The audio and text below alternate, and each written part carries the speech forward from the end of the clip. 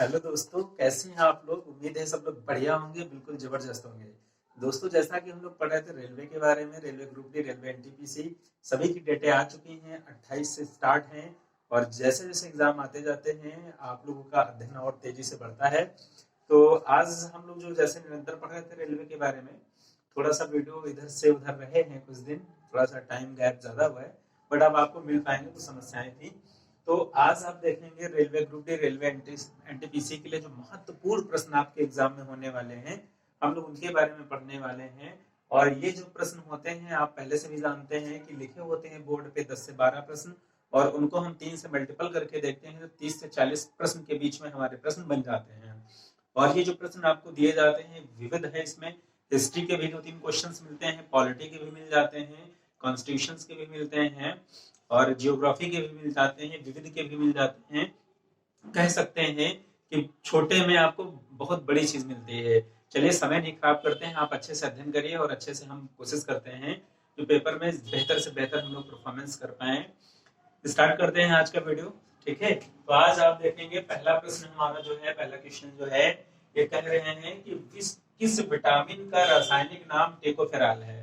जब आप exam hall में बैठते हैं तो यहाँ से इस विटामिन के जो चैप्टर है हमारा, विटामिन का जो हमारा रिलेशंस है, इससे बहुत सारे प्रश्न आपसे पूछ लिए जाते हैं। वो लोग लगातार पूछते रहते हैं। तो कहीं किस विटामिन से कौन सा रोग हो जाता है, किस विटामिन की कमी से क्या दिक्कत आ जाती है, कौन सा विटामिन किसमें पाया जाता है, किस विटामिन का कौन सा रासायनिक नाम है, ऐसे विविध प्रश्न मिलते रहते हैं। हर वीडियो में आपको हम देते रहेंगे कुछ ना कुछ, और आपका काम होता रहेगा। तो पहला प्रश्न हमारा कह रहे हैं ये कि किस विटामिन का रासायनिक नाम टेकोफेराल है। रासायनिक नाम आपको रट लेने हैं। तो रासायनिक नाम अगर हम बात करें टेकोफेराल के नाम से कौन जाने जाते हैं, विटामिन ई। विटामिन ई आप लोग जानते हैं, जैसे जो जनन क्षमताएं होती हैं उनमें जब कभी प्रॉब्लम्स आती हैं जो आपकी बॉडी में, तो उसकी जो कमी है, उसकी जो प्रॉब्लम्स हैं, कौन सा विटामिन आपका दूर कर देता है, तो उस विटामिन का नाम आपका है टेकोफेराल। और टेकोफेराल विटामिन ई में पाया जाता है। और विटामिन ई कैसे खाद्य पदार्थों में पाए जाते हैं, जैसे जौ हो गया, हमारा गेहूं हो गया, है ना, ऐसे चीजों में, जैसे गेहूं हो गया, जौ हो गया, ऐसी बहुत सारी चीजें जो खाद्य पदार्थ अनाज जैसे होते हैं ना, तो उनमें आपको कौन सा पदार्थ मिल जाता है, टेकोफेराल विटामिन ए मिल जाता है। कंफर्म इतनी बात। चलिए हम आगे स्टार्ट करते हैं।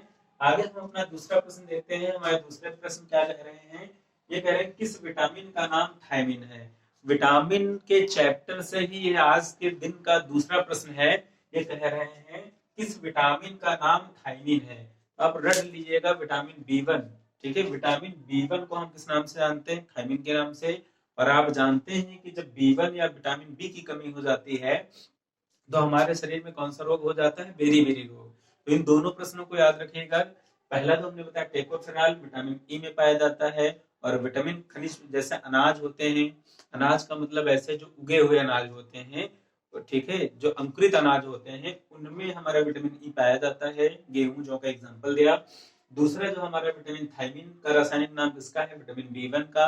और आप जानते हो विटामिन बी के की वजह से ही शरीर में क्या हो जाता है, बेरी बेरी रोग हो जाता है। ठीक है, चलिए आगे बढ़ते हैं। तीसरा प्रश्न हमारा कह रहा है शरीर की वृद्धि एवं शरीर की टूट फूट की मरम्मत कौन करता है। कई बार आप देखते हैं कि शरीर जब हम लोग चलते हैं, कभी कोई प्रॉब्लम आ जाती है, कभी लड़ गए, कभी स्क्रैच आ गया, कभी टूट गया, कभी कुछ हो गया।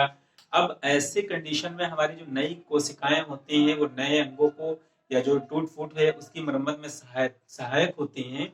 पर अगर हम बात कर ले एज ए किसके रूप में, कि इस वाली लाइन के रूप में, कि भाई ये जो कंडीशंस हमारी हो रही है, तो ऐसा हम क्या ले लें, ऐसी कौन सी चीजें ले लें कि हमारा जो टूटा फूटा जो मरम्मत वाला काम है वो अच्छे से सुचारू रूप से हो जाए। तब आप देखते हैं हमारे वहां क्या पाए जाते हैं, प्रोटीन्स।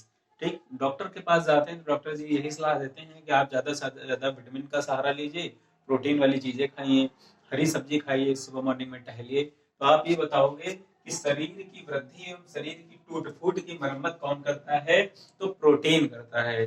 ठीक है, कंफर्म हुई बात। आगे हम लोग देखते हैं। आगे हमारा होता है बांदीपुर राष्ट्रीय उद्यान कहाँ है। बहुत इंपॉर्टेंट है, कई बार पूछा गया है। हमारे देश में बहुत सारे राष्ट्रीय उद्यान और बहुत सारी चीज ऐसी पाई जाती हैं जहाँ पे जीवों का संरक्षण किया जाता है, उनके रहन सहन की व्यवस्था सुचारू रूप से की जाती है। तो आप देखोगे कि बांदीपुर राष्ट्रीय उद्यान या बंदीपुर राष्ट्रीय उद्यान कहाँ पे पड़ता है? कर्नाटक। भारत का एक राज्य है कर्नाटक, वहां पे क्या पाया जाता है? बंदीपुर नेशनल, ये बंदीपुर आपका राष्ट्रीय उद्यान, नेशनल गार्डन कह सकते हैं, उद्यान पाया जाता है। कर्नाटक आप वही जानते हो जहाँ पे क्या पाया जाता है? हम्पी। हम्पी के अवशेष यानी विजयनगर साम्राज्य के बारे में आप देखते हैं। कर्नाटक वही जहाँ पर श्रवण बेलगोला नामक गुफा पाई जाती है, जहाँ पर जैन धर्म की दीक्षा के अनुसार संथारा या संलेखना को मानते हुए चंद्रगुप्त मौर्य ने अपने क्या कर दिए थे? प्राण त्याग दिए थे। और चंद्रगुप्त मौर्य कौन? जिन्होंने संपूर्ण अखंड भारत का निर्माण करने का संकल्प लिया और किया भी। ठीक है, तो आगे हम पढ़ते हैं अगला क्वेश्चन। आगे हमारे पूछ रहे हैं सुरहा ताल। कौन सा ताल? बहुत सारे आप ताल तलैया देखते हैं तो उनको एक पार्टिकुलर एक विशेष थोड़ा सा चौड़ी कर, थोड़ा सा विस्तृत कर दिया जाता है, बड़ा कर दिया जाता है। जब किसी बहुत बड़े चीज में आ जाती है चीजें तो फिर प्रसिद्ध हो जाती हैं। तो आपसे पूछ लिया जाएगा, भाई बताइए कि सुरहा ताल पंछी विहार कहाँ है? यानी पंछियों के विहार करने के लिए, पंछियों को बहुत अच्छा अनुकूलन देने के लिए, पंछियों को बहुत अच्छा आवाज देने के लिए एक हमारा ताल है, इसका नाम है सुरहा ताल। पंछी विहार कहाँ पड़ता है? तो आप बता दोगे बलिया में। और बलिया आपका कहाँ पड़ता है? सभी लोग जानते हैं बलिया आपका उत्तर प्रदेश में पड़ता है। और बलिया कौन? वही जब हमारे देश में सरकारें बन रही थी अंग्रेजी टाइम में, तो हमारे वहां जो पहली समानांतर सरकार बनी, पूछा जाता है पहली समानांतर सरकार कहाँ बनी? तो बलिया में बनी। और इसका नेतृत्व कौन कर रहे थे? चित्तू पांडे। कौन कर रहे थे? चित्तू पांडे। तो आप ऐसे भी याद रख सकते हो। तो 2-3 प्रश्न यहाँ से भी आपके हो गए। हमारा उद्देश्य ये रहेगा कम समय में कम प्रश्न लिए जाएं और ज्यादा ज्ञान अर्जित किया जाए, तो उस हिसाब से काम आपका हो रहा है। आगे आप देखेंगे, आगे पूछ रहे हैं भारत का पेरिस किस शहर को कहा जाता है? जैसे आप पेरिस के बारे में जानते हो कि पेरिस क्या होता है, इतना ज्यादा सुंदर शहर है, बहुत ही ज्यादा आकर्षक शहर है कि वहाँ इतना लुभावना है कि बहुत सारे देश प्रदेश विदेश के लोग पर्यटक के तौर पर पेरिस को देखने जाते हैं, है ना। कई सारे गीत संगीत में पेरिस का नाम आता है।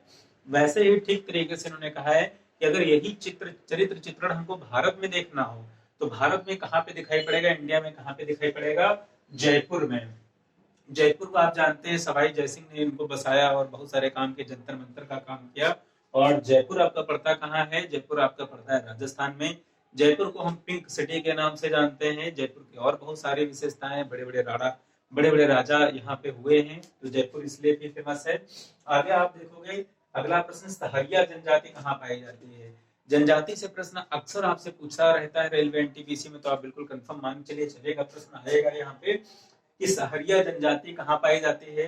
तो पहले तो आप ये समझ लिए जनजाति किसे कहते हैं।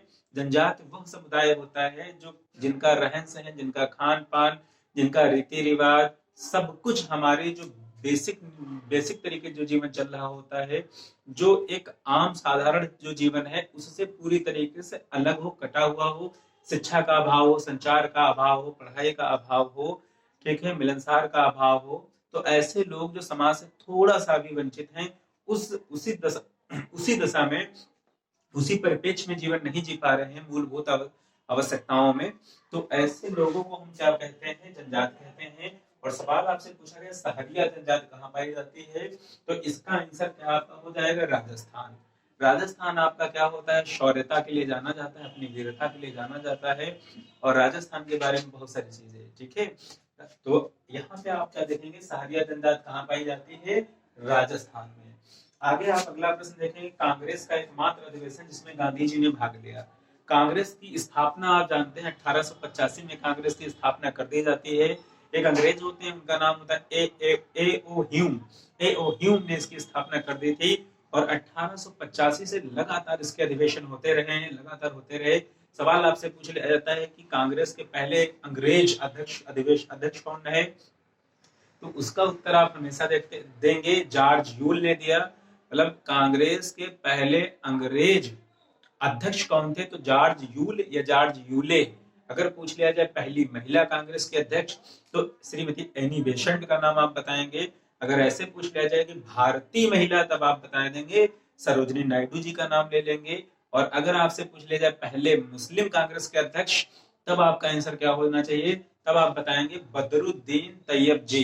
लेकिन यहाँ पे सवाल आपसे पूछा जा रहा है कि कांग्रेस के एकमात्र अधिवेशन जिसमें गांधी जी ने भाग लिया, तो गांधी जी जब भाग ले रहे हैं तो वो हमारा किस नाम से जाना जाता है? बेलगाम में ये सम्मेलन पूछ लिया जाएगा कि ये सम्मेलन कहाँ हुआ, बेलगाम में हुआ, और कब हुआ, तो 1924 में। ठीक है, आप याद रखेंगे 1924 में जो एक सम्मेलन हुआ बेलगाम में, और उसमें किसने भाग लिया, गांधी जी ने। मोस्ट इंपॉर्टेंट है, याद रख लीजिएगा। आगे आप देखेंगे, स्वराज हमारा जन्म सिद्ध अधिकार है। भारत में वीर पुरुषों की कमियां कभी नहीं रही हैं। लोग आते रहे हैं, अपने व्यक्तित्व से पूरे समाज, पूरे राष्ट्र का कल्याण करते रहे हैं। तो यहाँ पे पूछा जाता है, एक व्यक्ति हमारे महापुरुष हुए, उन्होंने कहा स्वराज हमारा जन्म सिद्ध अधिकार है, यानी हमें जीवन जीने का अधिकार, हमारी जो स्वतंत्रता है, हमारी जो स्वाधीनता है, ये हम जन्मजात है, हमें मिलनी चाहिए। हम किसी की दास्तां में अपना जीवन नहीं बिता सकते हैं। ऐसी जो बातें कही, ऐसी जो मांगे करी, उनका नाम आप पढ़ लीजिए। उनका नाम था बाल गंगाधर तिलक। और बाल गंगाधर तिलक के बारे में विलिंगटन शिरोल ने कहा था कि ये क्या है, भारतीय अशांति के जनक हैं। भारतीय अशांति के जनक किसे कहा जाता है, तब भी आप बता दोगे। बाल गंगाधर तिलक कहा किसने था, विलिंगटन शिरोल ने कहा था, है ना। चलिए आगे हम लोग देखते हैं। अगला प्रश्न हमारा है, भारत का प्रथम समाचार पत्र कौन सा है। भारत में बहुत सारे समाचार पत्र निकलते रहते हैं। आज तो आप देख लीजिए कि पूरी की पूरी मंडी सजी हुई है। तो उसी प्रकार से अगर पूछ लिया जाए भारत का पहला समाचार पत्र, तो आपका जवाब क्या होना चाहिए, बंगाल गजट। 1780 के करीब निकला, 1780 में ही निकला बंगाल गजट। अगर पूछा जाए बंगाल गजट क्या है, तो आप बताओगे समाचार पत्र। कैसा समाचार पत्र, एक ऐसा समाचार पत्र जो भारत में सबसे पहले छपा और बना और निकला। ठीक है, तो याद रखेंगे आप लोग। अगला आप देखेंगे कि मौलिक अधिकार किस भाग में है। आप जानते हैं हमारे इंडियन कॉन्स्टिट्यूशन में, भारतीय संविधान में भागों की संख्या कितनी है, 22 है। अनुच्छेद की संख्या 395 है। उन्हीं में से पहला जो हमारा भाग है संघ एवं राज्य क्षेत्र है। दूसरा जो हमारा भाग है वो नागरिकता है, सिटीजनशिप है। और तीसरा जो हमारा है फंडामेंटल राइट्स है। सवाल आपसे ये पूछा जाए कि मौलिक अधिकार किस भाग में है, तो आप बताओगे संविधान के भाग 3 में हमारे फंडामेंटल राइट्स हैं। और मौलिक अधिकार हमें क्या करते हैं, जीवन जीने के अधिकार देते हैं। मौलिक अधिकार हमारे लिए कहां से गए हैं, अमेरिका से लिए गए हैं। मौलिक अधिकार किस अनुच्छेद से किस अनुच्छेद तक हैं, तो आप बताओगे 12 से 35 तक। 12 से 35 तक हमारे मौलिक अधिकार दिखाई पड़ते हैं।